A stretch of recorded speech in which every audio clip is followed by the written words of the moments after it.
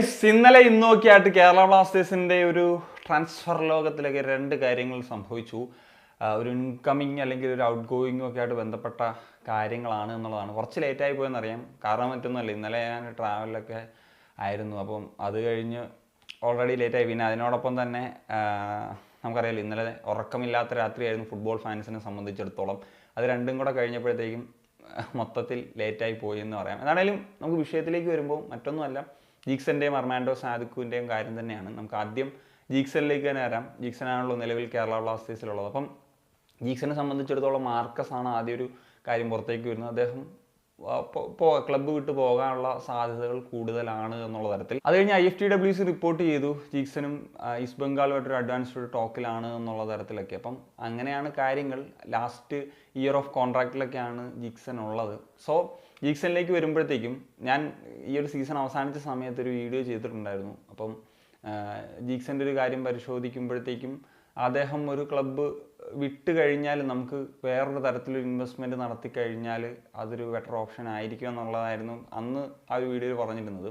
അതായത് നമുക്ക് ആ പൊസിഷനിൽ വേറെയും പ്ലേയേഴ്സ് ഉണ്ട്. അപ്പം നമുക്ക് വേറെ ആ ഒരു കിട്ടുന്ന ഒരു ഫീ എമൗണ്ടൊക്കെ നമുക്ക് ബാലൻസ് ഇല്ലാത്ത ചില പൊസിഷൻസിൽ ഇൻവെസ്റ്റ് ചെയ്യാം. പ്രത്യേകിച്ച് ഞാൻ പറഞ്ഞ റൈറ്റ് വിങ്ങർ പൊസിഷനാണ്, ഒരു കോൺട്രിബ്യൂട്ട് ചെയ്യുന്നൊരു പ്ലെയർ.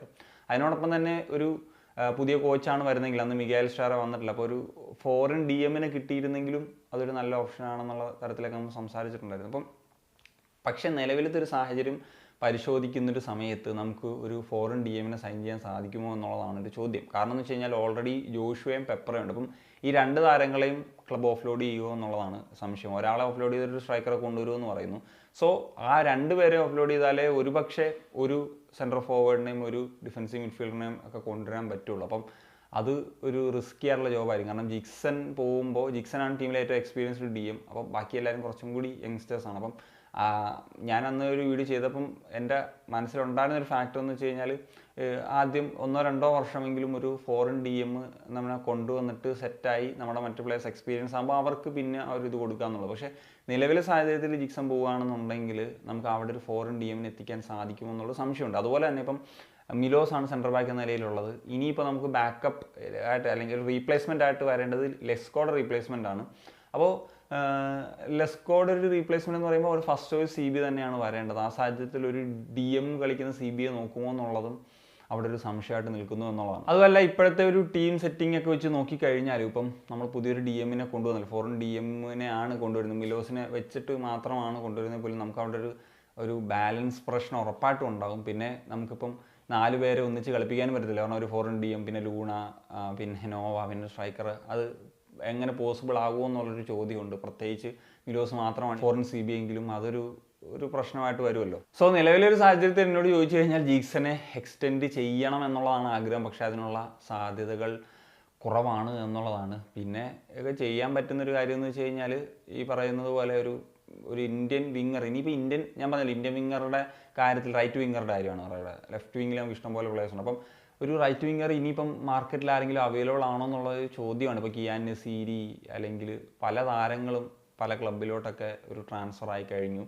അപ്പോൾ ഇനി ആരാണുള്ളത്? അല്ലെങ്കിൽ ഈ പറഞ്ഞാൽ ഈസ്റ്റ് ബംഗാളിലോട്ടാണ് പോകുന്നതെങ്കിൽ നമുക്ക് PV വിഷ്ണുവിനെ കിട്ടുമെന്ന് നോക്കണം. അദ്ദേഹം പറഞ്ഞ പോലെ ISL പ്രൂവ്ഡ് ഒന്നുമല്ല, പക്ഷേ ഞാനൊരു ഹൈലി റേറ്റ് ചെയ്യുന്നൊരു പ്ലെയറാണ്. ഞാൻ എൻ്റെ ഒരു അഭിപ്രായം പറഞ്ഞാണ്. ജീക്സൺ എന്തായാലും പോകുമെങ്കിൽ അതിനുള്ളൊരു സാധ്യതയാണുള്ളത്. പിന്നെ പലരും ഒക്കെ പറയുന്നുണ്ട്, ഇപ്പോൾ ജീക്സൺ പോട്ടെ, നമുക്ക് ജീക്സൺ നിൽക്കാൻ താല്പര്യം ഇല്ലാത്തതുകൊണ്ടല്ലേ. അപ്പോൾ അങ്ങനത്തെ ഒരു കാര്യം ചോദിച്ചു കഴിഞ്ഞാൽ, ഇപ്പം ഒരു പ്ലെയർ ഒരു പരിധിക്കപ്പുറം അല്ലെങ്കിൽ ഒരു നല്ലൊരു ലെവലിലേക്ക് വരുമ്പോഴത്തേക്കും അവർക്ക് നിൽക്കാൻ താല്പര്യമില്ലാത്ത സാഹചര്യം എന്തുകൊണ്ട് കേരള ബ്ലാസ്റ്റേഴ്സിൽ വരുന്നു എന്നുള്ളത് ചിന്തിക്കണം.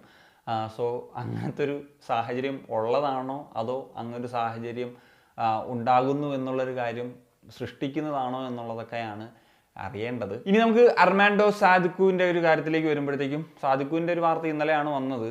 ആദ്യം മാർക്കസിൻ്റെ ഒരു ട്വീറ്റ് ഉണ്ടായിരുന്നല്ലോ, ഒരു ISL എക്സ്പീരിയൻസ്ഡ് ആയിട്ടുള്ളൊരു സ്ട്രൈക്കറുമായിട്ട് ബ്ലാസ്റ്റേഴ്സ് ഒരു ടോക്ക് അങ്ങനെയുള്ള ലെവലിൽ വരുന്നു. 48 hours ഈസ് ക്രൂഷ്യൽ, അങ്ങനെയൊക്കെയുള്ള സംഭവമായിരുന്നു. പിന്നീട് സില്ലിസിൻ്റെ ഒരു ഇത് വന്നിരുന്നു, അർമാൻഡോ സാദിഖു ആണ് ഒരു ഫോറിൻ പ്ലെയർ എന്ന നിലയിൽ നമ്മൾ ഒരു ചർച്ച നടത്തുന്നു എന്നുള്ളത്. പിന്നീട് ഇന്ന് ഇപ്പം ഗോഡ്സ് ഓൺ ഫുട്ബോളിൻ്റെ ഒരു ട്വീറ്റാണ് ഇടയിൽ. അതായത് അർമാൻഡോ സാദിഖു KBCയിൽ വരാനുള്ള സാധ്യത കുറവാണ്. മറ്റ് ക്ലബ്സും ഒക്കെ ഉണ്ട്. മറ്റ് ക്ലബ്സ് എന്ന് പറഞ്ഞാൽ പഞ്ചാബ് FC എന്നൊക്കെയാണ് കേൾക്കുന്നത്. പഞ്ചാബ് FC ആയിട്ടൊന്നും നമുക്ക് കോമ്പീറ്റ് ചെയ്യാൻ പറ്റില്ലല്ലോ, കാരണം അവർ ഇന്ത്യയിൽ തന്നെ ഏറ്റവും സ്പെൻഡ് ചെയ്യുന്നൊരു ക്ലബ്ബാണല്ലോ.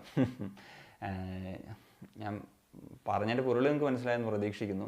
അപ്പോൾ അങ്ങനെ നമ്മൾ ഏതെങ്കിലും ഒരു ക്ലബിനോടൊക്കെ ഫൈറ്റ് ചെയ്തൊരു ഫോറിൻ പ്ലെയർ അല്ലെങ്കിൽ ഇന്ത്യൻ പ്ലെയറൊക്കെ ഉണ്ടാക്കിയ അല്ലെങ്കിൽ സ്വന്തമാക്കിയ സാഹചര്യമൊക്കെ ഉണ്ടോ? എന്താണെങ്കിലും നോക്കാം. എന്താണെങ്കിലും അർമാൻഡോ സാദിഖിലേക്ക് വരുമ്പോഴത്തേക്കും ഒരു ഡിഫറെൻറ്റ് ഒപ്പീനിയൻസ് ആണ് എല്ലാവർക്കും ഉള്ളത്. എനിക്ക് വേണമെങ്കിൽ 50-50 എന്ന് പറയാം. കാരണം അദ്ദേഹം വരണമെന്ന് ആഗ്രഹിക്കുന്നവരുണ്ട്, വരണ്ടാന്ന് വിചാരിക്കുന്നവരുണ്ട്. വരണ്ടാന്ന് വിചാരിക്കുന്നതിൻ്റെ ഒരു കാരണം കഴിഞ്ഞ വർഷം ISL അത്ര സക്സസ് അല്ല എന്നാണ് പറയുന്നത്. പക്ഷേ അത്ര സക്സസ് അല്ലാത്ത ഈ ഒരു താരം 8 ഗോൾ സ്കോർ ചെയ്തു എന്നുള്ളതാണ്. ഗെയിം ടൈം നോക്കുമ്പോൾ അദ്ദേഹം വലിയ ഗെയിം ടൈം ഒന്നും കിട്ടിയിട്ടില്ല. കാരണം ആദ്യം കമ്മിൻസും അല്ലെങ്കിൽ അർമാൻഡോ സാദിഖും ആറിയും കയറിയൊക്കെ ആയിരുന്നില്ല മോഹൻ ബഗാനിൽ കളിച്ചിരുന്നത്. പിന്നീട് കമ്മിൻസ് ഒന്ന് ക്ലിക്ക് ആയപ്പോഴത്തേക്കും പിന്നെ സ്ഥിരമായിട്ട് കമ്മിൻസായി ഇദ്ദേഹം സെക്കൻഡ് ഹാഫിൽ കളിക്കുന്നൊരു സാഹചര്യമൊക്കെ ആയി എന്നുള്ളതാണ് ഒരു പ്രധാനപ്പെട്ട കാര്യം. പിന്നെ അദ്ദേഹം ഏറ്റവും മെമ്മറബിൾ ആയിട്ടുള്ള മാച്ച് കളിച്ചത് എനിക്ക് തോന്നുന്നു KBFCക്കെതിരെ കൊച്ചി വെച്ച് നടന്ന മത്സരമാണ്. 2 ഗോൾ സ്കോർ ചെയ്തിട്ടുള്ളൊരു മാച്ച്. പിന്നെ ഒരു ഗോൾ പെർ മിനിറ്റ് ഒക്കെ നോക്കുമ്പോഴത്തേക്കും അത്യാവശ്യം കുഴപ്പമില്ലാത്ത ഡീസൻ്റ് ആയിട്ടുള്ളൊരു ഇതാണ് എന്നുള്ളതാണ് എനിക്ക് തോന്നുന്നത്. പിന്നെ ഇദ്ദേഹത്തെ സംബന്ധിച്ച് നോക്കുമ്പോൾ എൻ്റെ ഒരു ഒപ്പീനിയൻ പറയുകയാണെന്നുണ്ടെങ്കിൽ ജോഷുവേക്കാളെയും പെപ്പറേക്കാളെയും ഒരു ബെറ്റർ ആയിട്ടുള്ള ഒരു ഓപ്ഷൻ ആയിരിക്കും എന്നുള്ളത് തന്നെയാണ് എൻ്റെ ഒരു അഭിപ്രായം. ബെറ്റർ ആയിട്ടുള്ള ഒരു പ്രൊഫൈലും ഉണ്ട്, ഒരു സ്കോറിങ് എബിലിറ്റിയൊക്കെ ഉണ്ട് എന്നുള്ളതാണ്.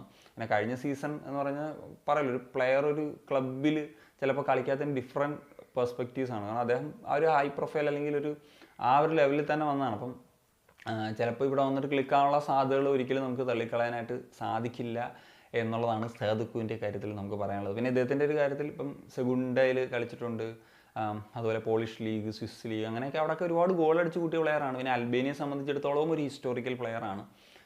അതെ, അൽബേനിയയുടെ ചരിത്രത്തിൽ യൂറോ കപ്പിൽ ആദ്യമായിട്ടൊക്കെ ഗോൾ സ്കോർ ചെയ്യുന്നു എന്നുള്ളൊരു കാര്യമൊക്കെ നമുക്കറിയാമല്ലോ. ഇനി ഇദ്ദേഹത്തെ കിട്ടുമോ എന്നുള്ളതാണ് അറിയേണ്ടത്. കാരണം മറ്റ് ക്ലബ്സും രംഗത്തുണ്ട് എന്നുള്ള സാഹചര്യം വന്ന നിലയിൽ ഇനി എന്താകും അവസ്ഥ എന്നുള്ളത് ഉറപ്പായിട്ട് നോക്കി കാണേണ്ടതാണ്. ഇനി അർമാൻഡോ സാദിഖ് വന്നില്ലെങ്കിൽ ഇനി ഇതിനേക്കാൾ പ്രൊഫൈൽ കുറഞ്ഞ താരങ്ങളിലേക്കൊക്കെ പോകുമോ എന്നുള്ളതാണ്. അതായത് സാധാരണഗതിയിൽ സംഭവിക്കുന്ന പോലെ എന്നുള്ളതാണ് പറഞ്ഞത്. എന്താണെങ്കിലും ഒരു ബെറ്റർ പ്രൊഫൈലുള്ള ഒരു സ്ട്രൈക്കർ നമുക്ക് ഉറപ്പായിട്ടും ആവശ്യമാണ് എന്നുള്ളതാണ്. അപ്പോൾ അത്രേ പറയാനുള്ളത്. നിങ്ങളുടെ അഭിപ്രായങ്ങൾ ഉറപ്പായിട്ടും കമ്പോസ് ചെയ്യാൻ വേണ്ടി കാണിക്കാൻ